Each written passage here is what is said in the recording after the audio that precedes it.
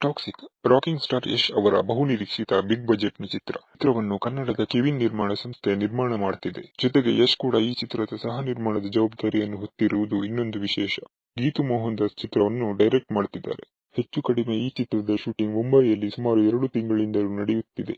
ಈ ನಡುವೆ ಬ್ರೇಕ್ ತೆಗೆದುಕೊಂಡು ಬೆಂಗಳೂರಿನಲ್ಲಿ ಯುಎ ಸಿನಿಮಾದ ಸೆಲೆಬ್ರಿಟಿ ಶೋವನ್ನು ಯಶ್ ಕಿಚ್ಚ ಸುದೀಪ್ ಜೊತೆಗೆ ವೀಕ್ಷಿಸಿದ್ದರು. ಇನ್ನೊಂದೆಡೆ ಮುಂಬೈನ ಶೂಟಿಂಗ್ ಕೆಲಸಗಳು ಮುಕ್ತಾಯವಾಗಿದೆ ಎನ್ನುವ ಸುದ್ದಿ ಇದೆ. ಈ ನಡುವೆ ಟಾಕ್ಸಿಕ್ ಚಿತ್ರತಂಡದಿಂದ ಮಹತ್ತರ ಅಪ್ಡೇಟ್ ಒಂದು ಹೊರಬಿದ್ದಿದೆ.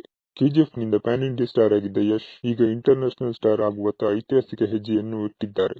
ಅದಕ್ಕೆ ತಕ್ಕಂತೆ ಪ್ಲಾನ್ ಮಾಡಿರುವ ಯಶ್ ಈಗ ಹಾಲಿವುಡ್ ನಿರ್ಮಾಣ ಸಂಸ್ಥೆ ಜೊತೆ ಕೈಜೋಡಿಸಿದ್ದಾರೆ. 1915ರಿಂದ ಚಿತ್ರರಂಗದಲ್ಲಿ ಗುರುತಿಸಿಕೊಂಡಿರುವ ಹಾಲಿವುಡ್ನ 20th ಸೆಂಚುರಿ ಫಾಕ್ಸ್ ಸಂಸ್ಥೆ ಜೊತೆ ಕೈಜೋಡಿಸಿರುವ ಮಾಹಿತಿ ಇದೆ.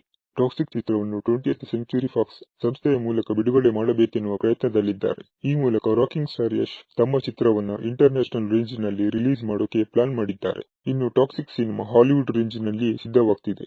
ಇದರ ವಿಜುವಲ್ ಎಫೆಕ್ಟ್, ಇದರ ಸ್ಟೋರಿ ಟೆಲ್ಲಿಂಗ್, ಪ್ಯಾಟರ್ನ್ ಹೀಗೆ ಎಲ್ಲವೂ ಇಂಟರ್ನ್ಯಾಷನಲ್ ರೇಂಜ್ಗೆ ಇದೆ. ಹೀಗಾಗಿ ತಮ್ಮ ಚಿತ್ರ ವಿಶ್ವದೆಲ್ಲೆಡೆ ತಲುಪಬೇಕೆನ್ನುವ ನಿಟ್ಟಿನಲ್ಲಿ ಅಲ್ಲಿನ ಮಾರ್ಕೆಟ್ ಅನ್ನ ಗಮನದಲ್ಲಿಟ್ಟು ಈ ಪ್ಲಾನ್ ಮಾಡಲಾಗಿದೆ. ಸ್ವತಃ 20th ಸೆಂಚುರಿ ಫಾಕ್ಸ್ ಯಶ್ ಜೊತೆ ಈ ಡೀಲ್ ಮಾಡಿಕೊಳ್ಳಲು ಆಸಕ್ತಿ ವಹಿಸಿದೆ. ಕನ್ನಡ ಚಿತ್ರಕ್ಕೆ ಇಂಟರ್ನ್ಯಾಷನಲ್ ಸ್ಪರ್ಶ ಮತ್ತು ಕನ್ನಡ ಸಿನಿಮಾವನ್ನು ವಿಶ್ವ ಮಾರುಕಟ್ಟೆಗೆ ತೆಗೆದುಕೊಂಡು ಹೋಗಲು ಪ್ಲಾನ್ ಮಾಡಲಾಗಿದೆ.